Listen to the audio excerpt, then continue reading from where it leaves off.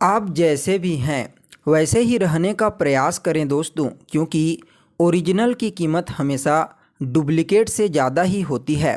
नमस्कार दोस्तों, मैं ज्योतिष आचार्य वासुदेव मिश्रा आपका अपने चैनल सत्य की खोज में हार्दिक अभिनंदन करता हूं।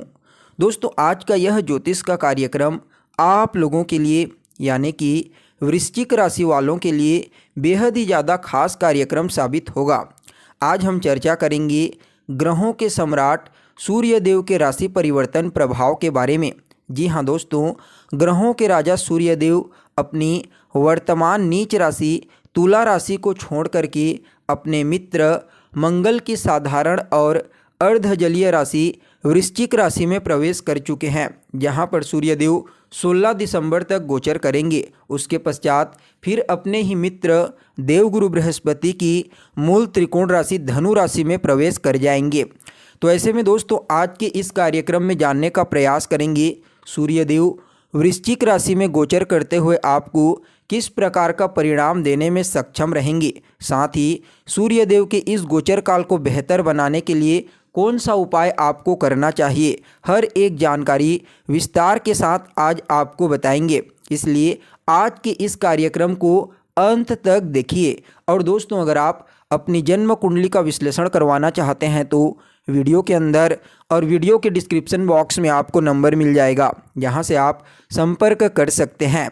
तो देखिए, जो सूर्य देव है ना, वह बहुत ही महत्वपूर्ण ग्रह माने जाते हैं। ज्योतिष शास्त्र के मुताबिक यह हमारी आत्मा के कारक होते हैं।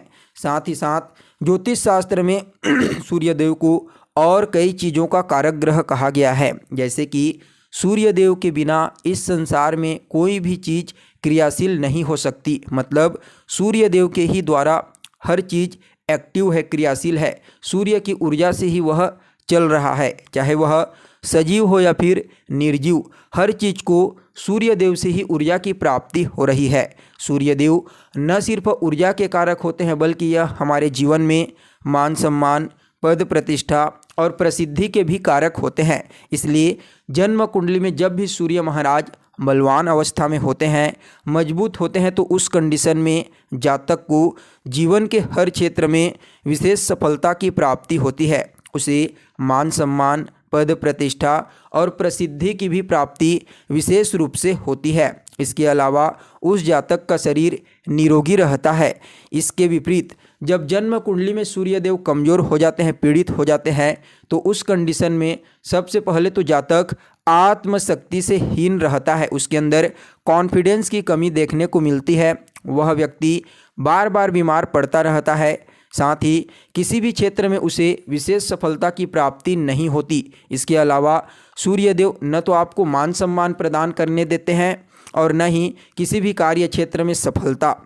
इसके अलावा कुंडली में सूर्य देव की कमजोरी के कारण नेत्रजन्य पीड़ा और हड्डियों में भी प्रॉब्लम देखने को मिलती है। इसलिए सूर्य का बलवान होना बेहद ही आवश्यक माना जाता है। तो दोस्तों देखिए, आप लोगों के लिए यानी कि वृश्चिक राशि वालों के लिए सूर्य देव का जो गोचर है यह आपकी राशि में ही होगा।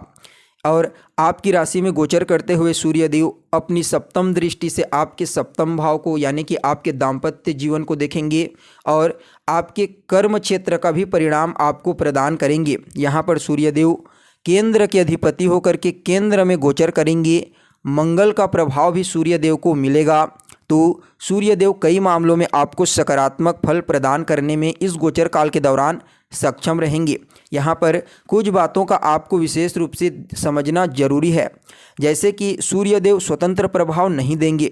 सबसे पहले तो यह मंगल के साथ युति बनाएंगे। यह आपके लिए पराक्रम योग होगा और आपके व्यक्तित्व में ऊर्जा की जो कमी थी वह दूर हो जाएगी। इस समय आपके अंदर प्रचुर मात्रा में ऊर्जा का संचार होगा। लेकिन दोस्तों, यहाँ पर राहु और शनि की दृष्टि भी मंगल और सूर्य के ऊपर देखने को मिलेगी, जिसकी वजह से किसी भी क्षेत्र में सफलता प्राप्त करने में कठिनाई का सामना करना पड़ेगा। समाज में मान सम्मान में हानि हो सकती है। सेहत से संबंधित कोई प्रॉब्लम हो सकती है, खास करके आँखों से संबंधित प्रॉब्लम, हड्डी से संबंधित प्रॉब्लम, किडनी से संबंधित प्रॉब्लम, डाइजेशन से संबंधित प्रॉब्लम। इसलिए इस समय आपको अपने खान पान और रहन सहन का विशेष रूप से ध्यान रखने की आवश्यकता है।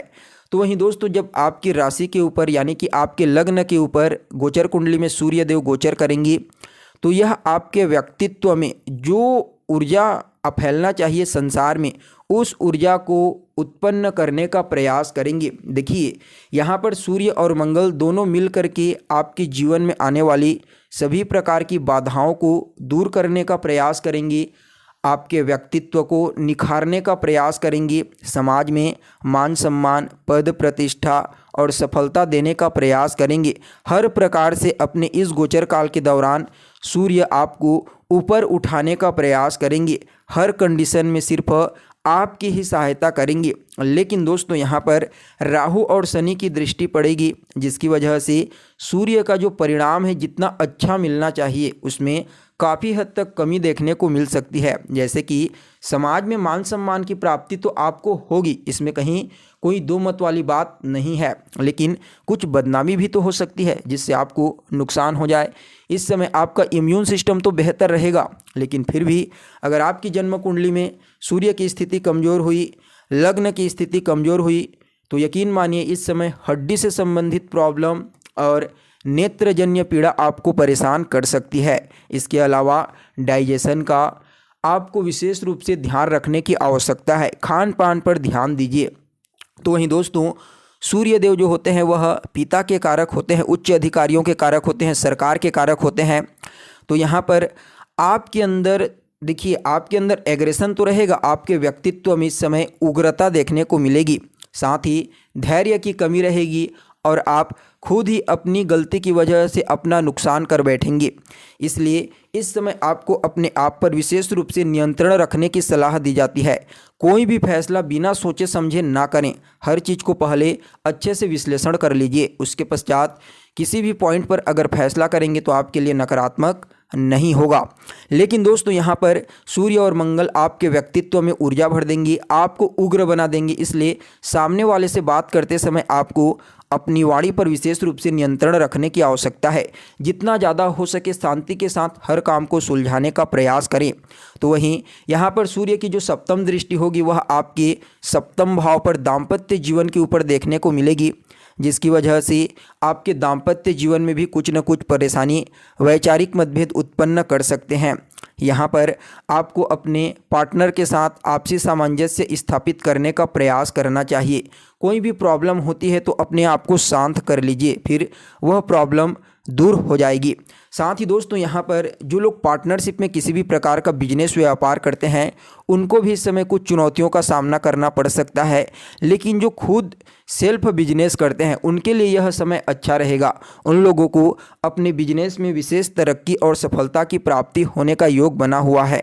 सूर्यदेव सरकार के कारक होते हैं और मंगल भी सरकार से ही सरकार के कारक होते हैं। तो ऐसे में जो लोग सरकारी क्षेत्र में कोई बड़ा काम करते हैं, कुछ टेंडर लेने का कार्य करते हैं गवर्नमेंट से, तो उन लोगों को इस समय सूर्य के इस गोचर काल के दौरान अच्छा खासा प्रॉफिट होने का योग बना हुआ है। इसके अलावा इस समय आपकी डेली इनकम में भी काफ़ी हद तक वृद्धि होने की प्रबल संभावना नज़र आ रही है।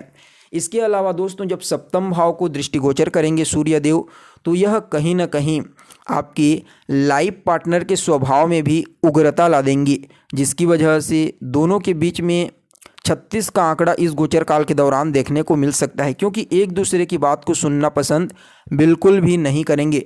लेकिन फिर भी अगर आप सामंजस्य स्थापित करने का प्रयास करते हैं तो आपके लिए यह अच्छा रहेगा। देखिए सूर्यदेव आपके कर्म क्षेत्र के स्वामी होकर के लग्न में गोचर करेंगे तो कार्य क्षेत्र के लिए अत्यंत ही श्रेष्ठ कहा जा सकता है।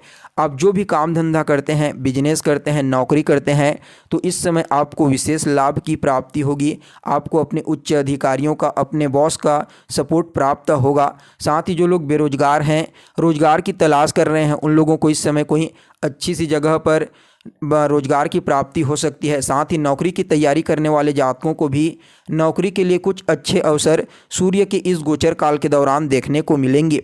साथ ही साथ दोस्तों यहाँ पर सूर्यदेव आपके कर्म क्षेत्र के अधिपति होकर के लग्न भाव में गोचर करेंगे। तो इस दृष्टिकोण से देखा जाए तो इस समय कार्य क्षेत्र में आपको न सिर्फ धन की प्राप्ति होगी बल्कि मान सम्मान और प्रसिद्धि की भी प्राप्ति स्पष्ट रूप से होने वाली है। लेकिन फिर भी आपको एक बार और बताना चाहते हैं, शनि और राहु की दृष्टि यहाँ पर सूर्य और मंगल के ऊपर देखने को मिलेगी, जिसकी वजह से जितनी सफलता जितनी प्रसिद्धि आपको मिलना चाहिए उसमें काफ़ी हद तक कुछ न कुछ कमी आने की प्रबल संभावना नज़र आ रही है। इसके अलावा सूर्यदेव सप्तम भाव को देखेंगे जब, तो यह आपके दोस्तों यारों के साथ भी थोड़ी बहुत वैचारिक मतभेद उत्पन्न कर सकते हैं। आपका पैसा किसी जगह पर फंसा हुआ है तो उसे प्राप्त करने में भी थोड़ा सा आपको इस समय स्ट्रगल का सामना करना पड़ सकता है। साथ ही साथ दोस्तों यहाँ पर सूर्यदेव की दृष्टि जो होती है वह विच्छेदात्मक होती है। तो देखोगे यदि आप स्पष्ट रूप से, तो यह चतुर्थ से चतुर्थ स्थान होता है, तो माता के साथ संबंधों में भी छोटी मोटी खटास उत्पन्न हो सकती है। इसलिए अपनी वाणी पर विशेष रूप से आपको नियंत्रण रखने की सलाह दी जाती है। ओवरऑल देखा जाए तो सूर्य का यह गोचर काल कार्य क्षेत्र के दृष्टिकोण से, सामाजिक क्षेत्र के दृष्टिकोण से अच्छा रहेगा, लेकिन रिश्तों में जैसे वैवाहिक जीवन में थोड़ी समस्या उत्पन्न हो सकती है। सूर्यदेव के इस गोचर काल को अपने अनुकूल बनाने के लिए आपको कुछ उपाय भी करना चाहिए। तो क्या करना चाहिए? रोजाना सूर्यदेव को सबसे पहले तो अर्घ्य प्रदान कीजिए और जिस लोटे में आप सूर्यदेव को जल देते हैं उसमें एक लाल रंग का पुष्प रख दीजिए। साथ ही रोजाना आदित्य हृदय स्तोत्र का पाठ करें। इसके अलावा रविवार के दिन मजदूरों की सहायता करें। आपके लिए सूर्य का यह गोचर काल आपके अनुकूल रहेगा। तो दोस्तों कैसी लगी आपको जानकारी कमेंट करके बताइए। फिर मिलते हैं एक नए और ताज़ा एपिसोड में, तब तक के लिए नमस्कार।